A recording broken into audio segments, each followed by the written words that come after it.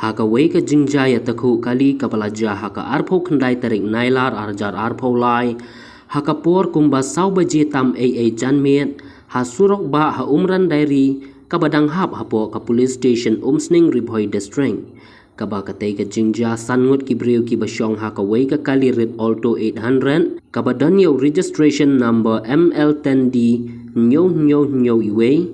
kilaya light thau na ka jingja bas ngosi hadian ba kilamat ya ka jingja ya takhu bat ka weka trok kabadan yo registration number NL01D nyo iwe san khandai kababaro ar ki ki kali kidai ki bahyar sha ki banta ka nong po habau nong lum khubor ulayo ban yakran bat baro ar ki nong nya kali kitei ki nong nya kali kila penksan halaki jong ki nia jong ki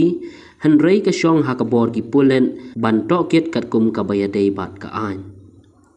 layat huru bakatei ka trok kadei ka badang wan na lum shnong ka bakit yo clinker ka batmu ban lek penhap sha ki banta ka jela asam bat katei ka kali red alto 800 kadei ka bawan na ki banta ka umsning bat mu ban lek sha nong po sendur mati siang kini ikan am to khendia ken subatai pi don lang kali am kumno ka long to kumno uti driver truck wang ba fishing pass mi pi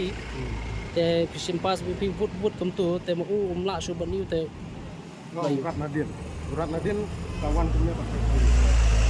kabut kan fishing pass ra ma bisya kan fishing pass tambangi lah kane ka kumut kalau koi hadu mat dung urat nadin pakai kumno we bon dung kumno ka long kali jungi yang saja kali beker kali jungi wan dung yang ni kan ni lah break ke tu enggak ngat kane ka trok te kali jok sia olet manga nya mana eket yu ne kelekar chano mot panhap lo sa gurupur i bercek ini i berpala jamare kali jungi berlepas di lawan dung nak kumur kan हुआ ये बराबर से ओवरटेक करके आ रहा था तो राइड मार दिया इसने तो गाड़ी के आगे आ गया मतलब ये ऑल्टो ओवरटेक किया जी ओवरटेक करने आप स्पीड में था नहीं क्या आप नहीं स्पीड में आप में कहाँ स्पीड होगा बोलिए ना कितना स्पीड होगी लोड आप चल रहा है स्पीड होगा वो स्पीड में था इधर से आया नहीं घुस नहीं सका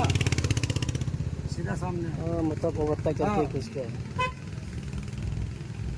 वो तो गाड़ी हम लोग कहाँ किसी को कुछ हादसा हुआ कुछ चोट हुआ क्या नहीं चोट तो नहीं हुआ है किसी